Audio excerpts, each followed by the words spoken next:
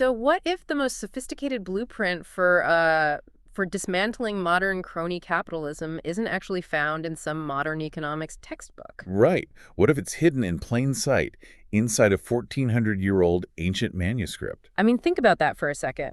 When you or I usually look at an ancient religious text, we bring this massive amount of ingrained expectation to the table. Oh, totally. We expect a list of personal moral rules, like a scorecard, essentially. Yeah, exactly. Be good, don't lie, don't steal, be nice to your neighbor. It feels very individualized, very focused on personal piety and salvation. A completely binary system of individual virtues and individual sins. That's the inherited programming. Right.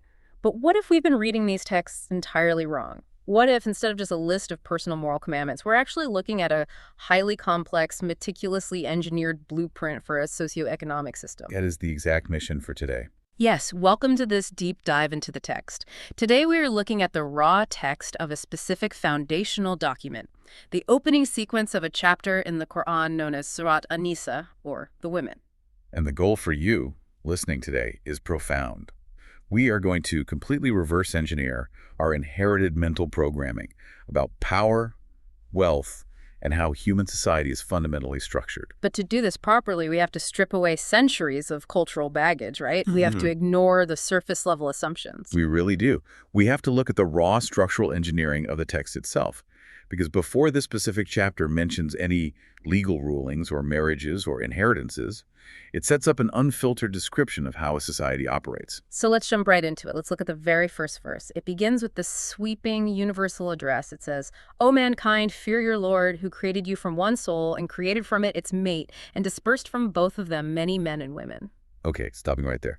On the surface, if I'm just reading that casually, it sounds like a standard creation story, right? Hey. Yeah, like God made people, and now there are a lot of them. It feels like basic biology. But it isn't biology. And this is where the linguistic precision of the text just completely shifts the paradigm. Notice what the text specifically doesn't say. Right. It does not say dispersed from the many males and females. Exactly. It deliberately uses the Arabic words for men and women. Wait, why does that matter, though? I mean, male and female, man and woman, aren't we just talking about the same thing? Not in this context, no. Male and female is a biological distinction. It's about anatomy, reproduction, chromosomes. But men and women, that is a societal distinction. Oh, I see. So it implies roles and structures. Yes, relationships and presence within a community. By choosing those specific words right out of the gate, the text is signaling to the reader, we're not giving you a biology lesson here. We are about to show you how a society organizes its people. Precisely. We are about to look at the mechanics of human interaction. Okay, so if you're laying out the blueprint for a functioning society, logic dictates, or at least, our historically conditioned logic dictates, that the very next sentence should be about the leaders. Right. You start from the top down. Yeah. You establish the king, the lawmakers, the infrastructure, the wealthy elite who are going to fund the whole operation. That's how human history works. But the text abruptly shifts in the very next verse 2, and says this, "And give the orphans their properties." Hold on. The orphans. You're building a grand societal blueprint. You just finished introducing the creation of all mankind. And step one is hand over the property to the orphans. It seems counterintuitive, doesn't it? Very. Why start there? If you want to build a strong society, you don't start with a child who has no parents and no power. You start with the strongest members. And that pushback you're feeling right now, that is exactly the inherited programming the text is trying to dismantle. Because common sense tells us you measure a civilization's greatness by its strongest members, its towering monuments, its billionaires, its military might. Exactly. But this text introduces a completely inverted paradigm. It's stating structurally that the ultimate litmus test for the health of a society is not its strongest link. It's the absolute weakest link. The orphan. Because if you think about it structurally, who is more vulnerable than an orphan child? They have no protector, no advocate. But they might have inherited assets. Exactly. Assets that someone older, stronger, and more connected can easily snatch. The text zeroes in on the exact point in society where power can exploit vulnerability without facing any friction whatsoever. Wow. It makes so much sense when you put it like that. It's diagnosing the system at its most fragile stress point. It really is, and the text goes much deeper than just offering a moral platitude like, hey, be nice to orphans. Right. It explicitly commands, do not exchange the bad for the good, nor consume their properties into your own. This is crucial. It's not just diagnosing poverty, it's diagnosing a systemic illness. The existential threat to a society isn't merely that poverty exists. It's the strong absorbing the resources of the weak. Yes. It is power swallowing vulnerability. You know, if you are listening to this and thinking about the modern world, this translates so perfectly. It's exactly what we see with, like, aggressive corporate mergers. Or systemic gentrification. Exactly. Think about a massive, incredibly powerful multinational corporation swooping in and swallowing up local, vulnerable assets. Right. They take the good properties, the intellectual property, the prime real estate, the local market share. And they replace them with something bad, or they just fold the wealth of the vulnerable entirely into their own massive portfolios, Right. leaving the original community completely hollowed out. That is the exact mechanism described here. The guardian of the orphan taking the prime fertile land of the child and swapping it for their own barren land. And then justifying it by saying, well, I'm just managing your estate for you. Precisely.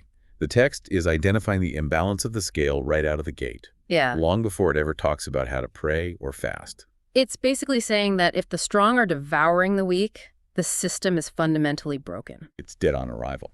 Which brings up a massive question about how we fundamentally view our relationship with the vulnerable. Because usually, when the strong give wealth to the weak, we call that charity, and we applaud it. Right, we throw a parade for them. Mm-hmm. But the text immediately introduces specific vocabulary to govern this dynamic and completely destroy that assumption. It uses words like quist, right, which means justice or equity. Yes. Yeah. It says, and if you fear that you will not deal justly with quist, with the orphan, and that it introduces a very specific term, sadaqat. Yeah, it uses that when talking about giving women their dowries, describing it as a nila, an obligatory right. I want to pause on that because the surface-level assumption here, the way most of us are programmed to think about this, is that when a person of means gives to someone without means, it's a favor. It's the billionaire cutting a giant novelty check for a local foundation. Exactly. And society is supposed to put their name on a building and applaud them for their immense generosity. We view it as a noble concession. But let's look at the etymology of the word the text uses. Sadaqat. It comes from the Arabic root letters sadaqah. And that root has absolutely nothing to do with pity, or benevolence, or tossing a coin to a beggar. What does it mean? That root is entirely tied to the concepts of truth, sincerity, and confirmation. When the text commands society to give these vulnerable groups their sadaqat, it's framing it as a recognized fixed truth. The strong are not dispensing favors. No, they are returning a trust. Wow, so it's not a good deed. It's returning stolen property, or at least returning property that you were merely holding on to for them. Precisely. In this blueprint, the modern concept of philanthropy just doesn't exist the way we think of it. Because philanthropy inherently implies that the wealth rightfully belonged to the hoarder in the first place. Right, and that they are graciously, out of the goodness of their heart, choosing to part with a fraction of it. The text says, no, that fraction was never yours to begin with. It is a fundamental truth, a sadaqah, that intrinsically belongs to the vulnerable. It completely rewrites the power dynamic. You aren't a savior for giving it. You are merely restoring an equilibrium that should never have been broken in the first place. That is wild. And to solidify this economic philosophy, the text introduces another vital term a few verses later, Qiyam. Yes. The verse says, do not give the foolish your wealth, which Allah has made a means of support, Qiyam, for you. Qiyam, what does that literally translate to? It translates to establishment, support, or that which keeps you standing upright. So wealth is literally meant to keep society standing. Yes. In this framework, wealth has one legitimate functional purpose, ikama, or establishment. To establish human beings, to support the weak, to keep the orphans standing. Right. To ensure the vulnerable have a solid foundation. Its function is absolutely not takdiz. Takdiz, which means Hoarding, stockpiling, or stacking up wealth just for the sake of accumulation. okay, so if wealth is sitting in an offshore account somewhere, not actively establishing and supporting the people in a society, it is malfunctioning. It is failing its primary purpose. Right. Completely. That is such a profound shift in perspective. Imagine a society where stripped structural equity replaces philanthropy. Where the system is designed to naturally prevent the billionaire from hoarding the community's wealth in the first place. Rather than allowing them to hoard it and then begging them for a grant later. That is Qiyam, That is, wealth acting as a structural pillar for everyone, rather than a towering fortress for a select few. And this leads directly into a natural logical friction.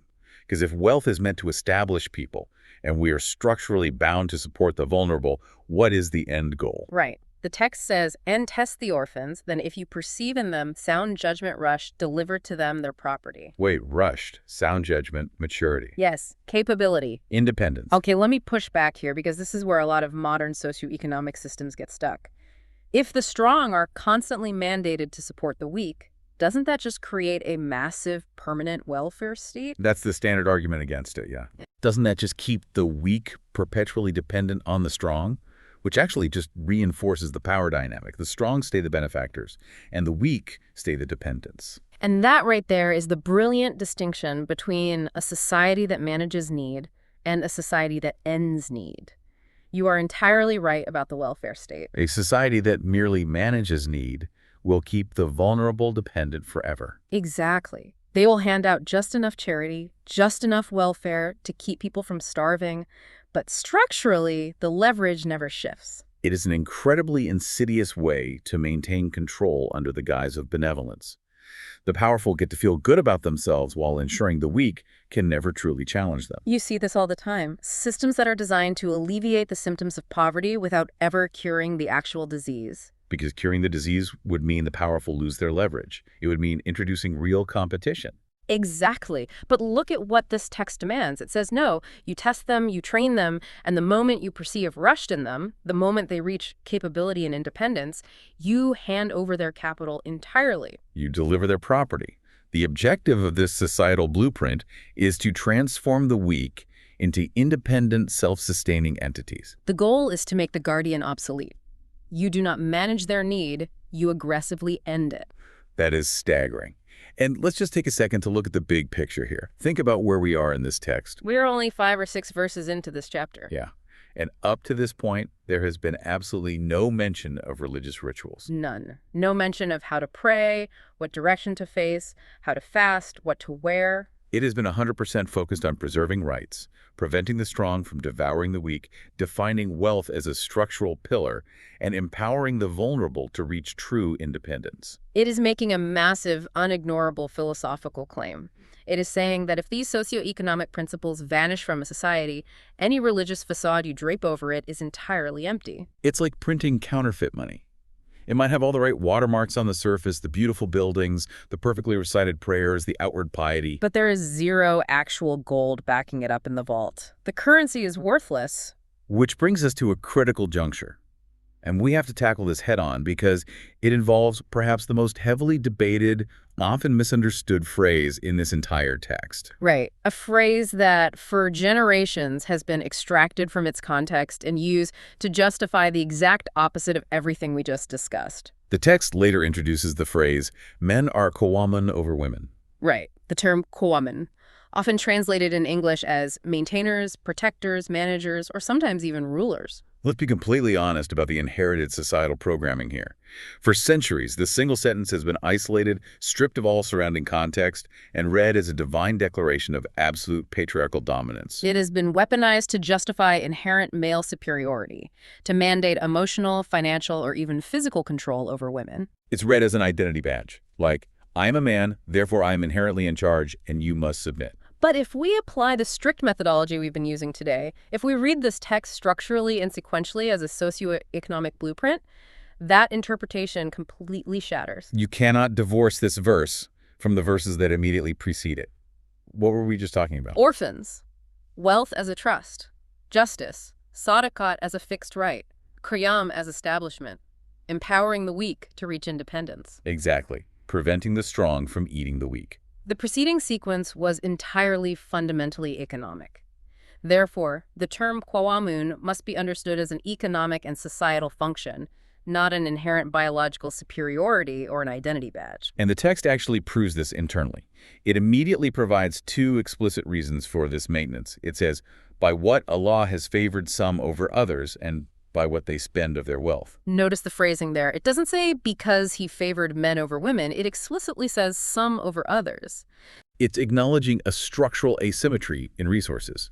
In the historical context of when this was revealed, and frankly, in much of the modern world today, men overwhelmingly held the capital. The physical power, the economic leverage, the land ownership. The text is looking at that reality and saying, if you have that favor, if you hold that economic leverage, your function is to spend it to maintain those who don't.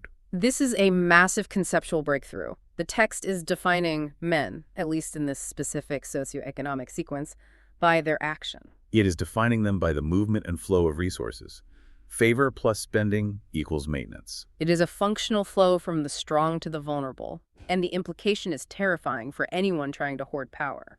Because if a man stops spending, if he stops empowering the vulnerable, if he hoards the wealth instead of using it for Qiyam establishment, then the title and function of being a Qawm vanishes. So power has a strict duty, not a privilege. Being a man in the structural sense isn't about beating your chest, commanding obedience, and hoarding control. It is the heavy mandatory duty of moving resources from the strong to the weak. It is acting as the conduit for equity. The moment you use your power to oppress rather than to elevate, you have broken the very definition of the role the text assigned to you. You are no longer establishing, you are devouring. And to truly understand the gravity of what happens when that flow of power is broken, the conversation in our sources takes a dramatic pivot. Yeah, to show us what happens when a society rejects this blueprint, the text contrasts it with its absolute inverse. It brings up another famous Qur'anic narrative, the people of Lot. Okay, this is where this deep dive takes a turn that completely shattered my previous understanding of these texts. Because when most people, regardless of their background, think of the story of Lot or Sodom and Gomorrah, the surface-level programming reduces it entirely to a story about individual sexual morality. Full stop. It's read purely as a condemnation of a specific physical act. But again, we have to read structurally. The text quotes Lot confronting his people with the question, do you approach men with desire instead of women? But crucially, in the very same breath, it adds another accusation. And you commit evil in your Nadi. Your Nadi. This word is the key to everything. What is a Nadi? Historically and linguistically, a Nadi is a club, specifically an exclusive closed assembly for the powerful.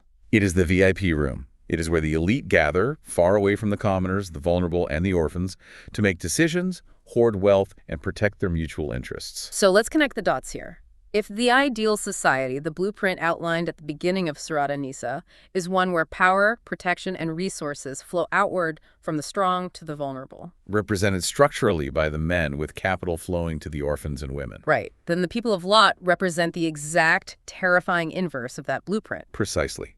In that structural context, approaching men instead of women becomes not just a literal act, but a profound, chilling structural metaphor. For a society where power only circulates among the powerful. The strong only serve the strong. The men only approach the men.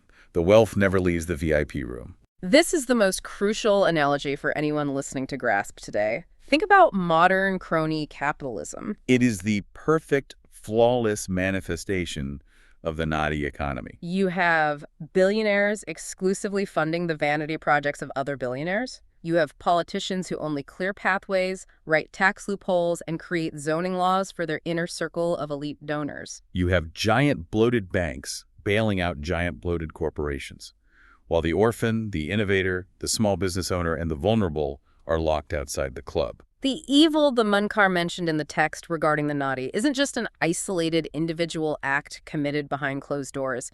It is the creation of a closed loop of power. And here's the darkest part. The system requires the poor to stay poor to maintain the club's exclusivity and leverage. If everyone is empowered, if everyone reaches rushed independence, the Nadi loses its power.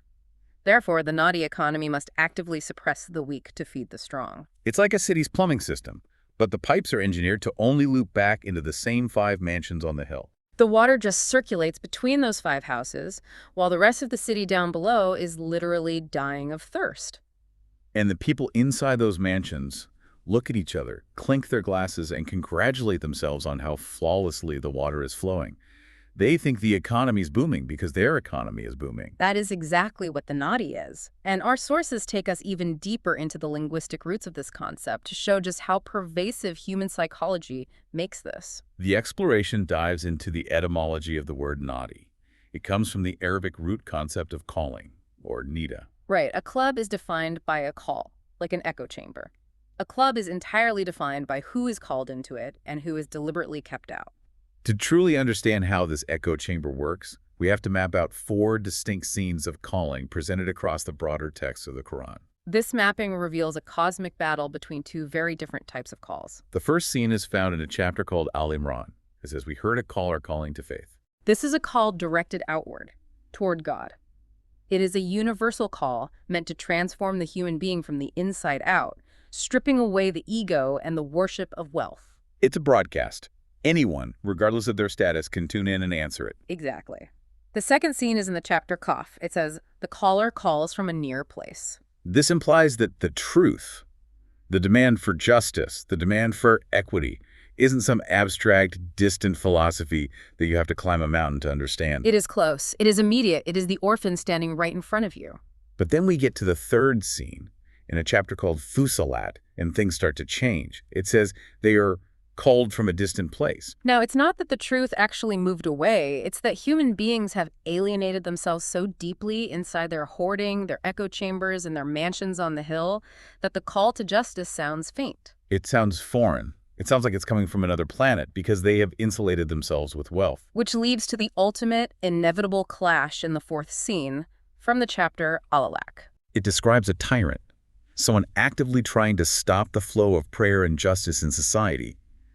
And the text issues a direct, terrifying challenge. Let him call his club his Nadi. We will call the angels of hell. Wow. Let him call his Nadi. Let him call his exclusive board of directors, his cronies, his lobbyists, his echo chamber. Let him rally all the insulated power he has hoarded. This is the synthesis of the entire linguistic map. The club relies entirely on its echo chamber. It is a frequency that only resonates among its elite members, perfectly designed to protect their vested interests. It is a call that deliberately tunes out the cries of the vulnerable.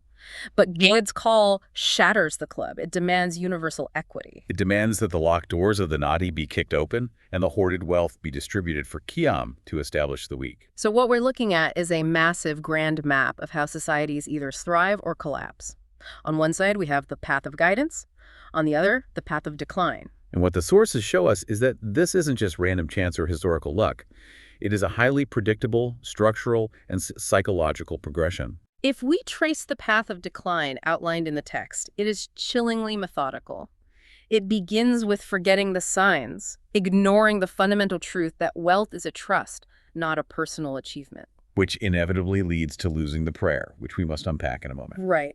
Once that spiritual tether is cut, the society begins following its own base desires.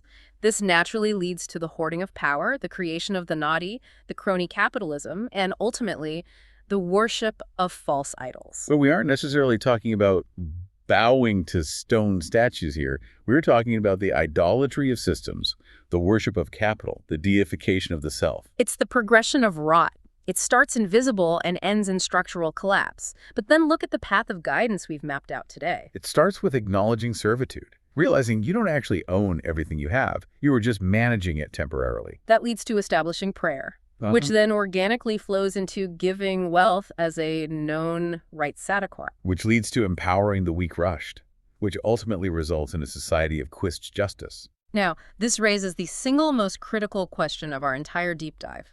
If these are the two paths, where do they actually split? Right. What is the exact divergence point where a society tips from equity into a Nadi economy? You would think it's the moment someone steals $1 million, or the moment a tyrant officially takes the throne, or a bad law is passed. But the text points to a much earlier, much more subtle internal fulcrum, Iqamat as-Salah, which translates to establishing prayer. And this is where the structural blueprint ties the spiritual directly to the economic.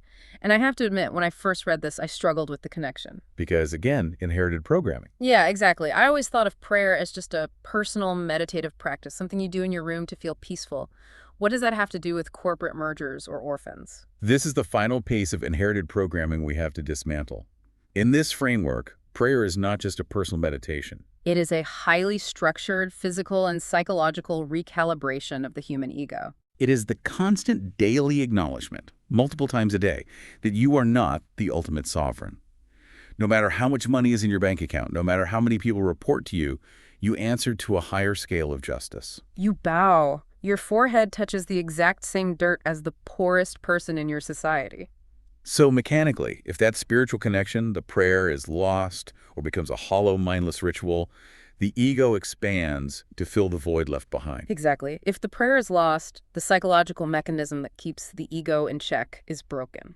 And when the ego expands, the power loop inevitably breaks. The empathetic connection to the orphan and the vulnerable is severed because the individual now sees themselves as the absolute center of the universe. Their wealth is theirs. Their power is theirs. Empathy vanishes and society immediately begins its descent into the club mentality. The Nadi is born the exact moment the true essence of prayer dies. It's the canary in the coal mine. When the spiritual tether snaps, the economic plundering begins. The strong start eating the weak. And the terrifying part is, they might still be wearing the robes of piety. They might still be going to the temple, the church, or the mosque, but it's empty, which is the ultimate deception. The structural map of this text is undeniably, uncomfortably clear. A society's economic health, its distribution of resources, and its treatment of the vulnerable are the direct, verifiable symptoms of its spiritual health. You cannot claim to be on the path of guidance if your orphans are being swallowed and your wealth is trapped in a Nadi. This has been an immense paradigm-shifting journey. We started with the common assumption that this ancient text was just a list of personal behavioral tweaks. Thou shalt not do this, thou shalt do that. But what we've discovered by reverse engineering the actual sequence of the verses is a masterclass in socioeconomic justice. We've seen how power is structurally supposed to flow, how Qiyam is a heavy duty of maintenance and resource distribution, not a biological badge of supremacy. How the people of Lot represent the terrifying reality of a closed loop of power, a society that only serves its elites and locks out the vulnerable. And how the health of it all hinges on the true internal establishment of prayer, which breaks the ego and forces the locked doors of the Nadi wide open. It completely reframes how you look at the world around you. You start seeing the Nadi everywhere, in politics, in corporate boardrooms, in media echo chambers, in exclusive zoning laws. And it forces you to ask where you stand in relation to the orphans, the vulnerable, the ones whose rights are most easily swallowed. It demands that we stop viewing charity as a gracious favor and start viewing equity as a fundamental truth, a tzedakah, a trust that must be returned to its rightful owners. So as we wrap up this deep dive into the blueprint of human society, I want to leave you, the listener, with a direct, chilling question to ponder. Think about the world we live in today. Think about your own city, your own neighborhood, your own community. If a society performs all the outward rituals of religion perfectly, if their places of worship are packed to the doors, if their prayers are loud and their hymns are beautiful, but their wealth only circulates among the strong, and their vulnerable remain perpetually dependent on the crumbs that fall from the VIP table, have they actually established the prayer? Or are they just maintaining the Nadi under a different name? A society is ultimately only as strong as the people it refuses to leave behind. We started today by talking about blueprints, about seeing the jagged lines on a structural X-ray. The text has shown us exactly where the fracture in human society is. Now the question is, having seen it, do we have the courage to fix the foundation? Thank you for taking this deep dive into the text with us. Until next time.